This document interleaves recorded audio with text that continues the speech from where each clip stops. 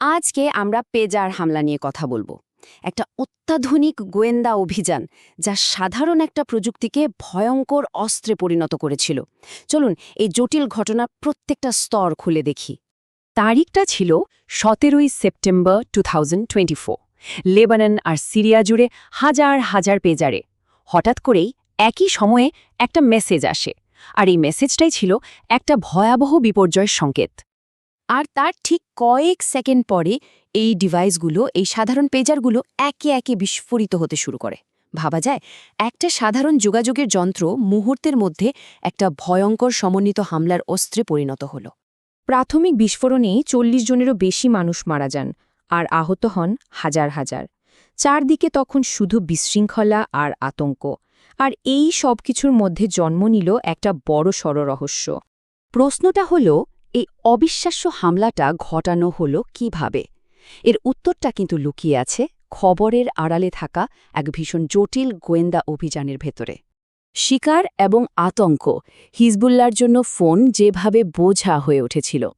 আচ্ছা, এই হামলার কিভাবে হলো সেটা বুঝতে হলে আমাদের আগে জানতে হবে কেন এটা ঘটল। আর এর শুরুটা হয়েছিল 7 অক্টোবর 2023-এর ঘটনার পর। দেখুন, ইসরায়েলি গোয়েন্দাদের কাছে একটা বড় সুবিধা ছিল। তারা মোবাইল ফোন ট্র্যাক করে হিজবুল্লাহর বড় বড় নেতাদের অবস্থান একদম নিখুঁতভাবে বের করে ফেলতে পারত, আর এর ফলেই তারা গাইডেড মিসাইলের সহজ টার্গেটে পরিণত হচ্ছিল। হিজবুল্লাহর নেতা হাসান নাসরাল্লাহ তো ফেব্রুয়ারিতে খোলাখুলি বলে দিয়েছিলেন, ইসরায়েলি এজেন্ট হল আপনার হাতে, আপনার স্ত্রীর হাতে, আপনার সন্তানদের হাতে থাকা ফোন। তার এই প্রকাশ্য ঘোষণার পরেই একটা বড় সিদ্ধান্ত নেওয়া হয়, ট্র্যাক করা যায় এমন সব স্মার্টফোন পুরোপুরি বাদ দিতে হবে। তো সমাধান হিসেবে তারা ঠিক করল পুরনো প্রযুক্তিতে ফিরে যাবে, মানে পেজার ব্যবহার করবে।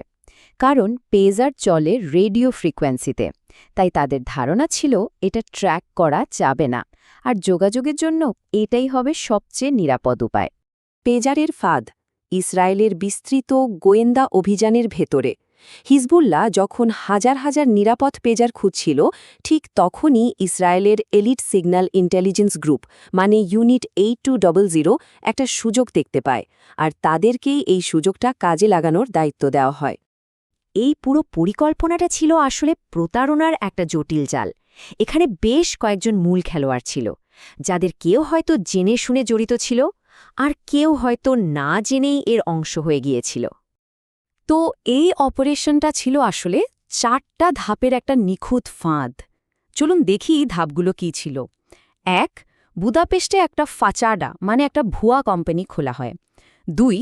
গোল্ড অ্যাপোলো নামে তাইওয়ানের একটা আসল পেজার কোম্পানির নাম ব্যবহারের লাইসেন্স নেওয়া হয়। 3. হাজার হাজার পেজার তৈরি করা হয়, যার প্রত্যেকটার ভেতরে ছোট্ট একটা বিস্ফোরক লুকিয়ে রাখা হয়।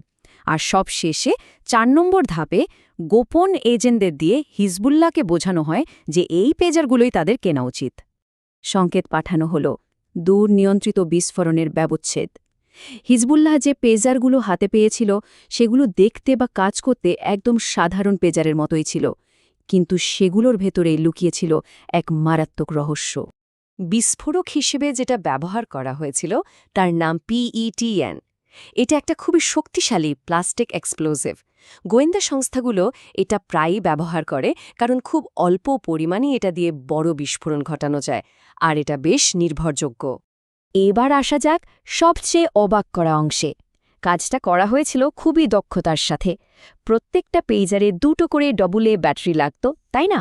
তো এর মধ্যে একটা সাধারণ ব্যাটারিকে বদলে একটা সামান্য হালকা ব্যাটারি ঢুকিয়ে দেওয়া হয়, যার ভেতরে ছিল প্রায় 3 গ্রাম PETN। তাহলে ট্রিগারটা কিভাবে করা হলো? থিওরিটা হলো, একটা বিশেষ ধরনের এনক্রিপ্টেড রেডিও সিগন্যাল একযোগে সবগুলো পেজারে পাঠানো হয়, আর এর ফলেই পেজারের ভেতরে থাকা একটা চিপ বিস্ফোরক ভরা ব্যাটারিটাকে মারাত্মক গরম করে তোলে এবং সবগুলো পেজার একই সাথে বিস্ফোরিত হয়। এই হামলার পরের পরিস্থিতি ছিল এক কথায় ভয়াবহ।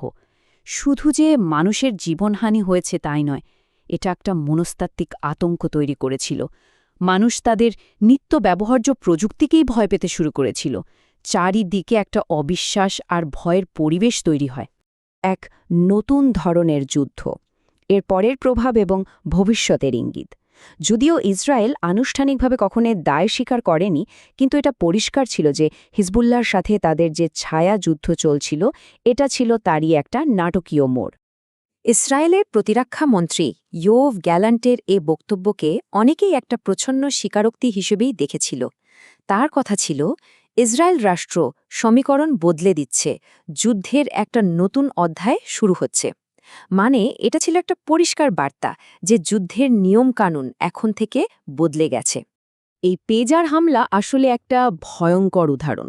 এটা আমাদের দেখিয়ে দেয় সাধারণ দৈনন্দিন প্রযুক্তি আর মারণাস্ত্রের মধ্যেকার লাইনটা কতটা ঝাপসা হয়ে যেতে পারে। আর এটা গোটা বিশ্বকে একটা কঠিন প্রশ্নের সামনে দাঁড় করিয়ে দেয়। ভাবুন তো, এরপর কি হতে পারে?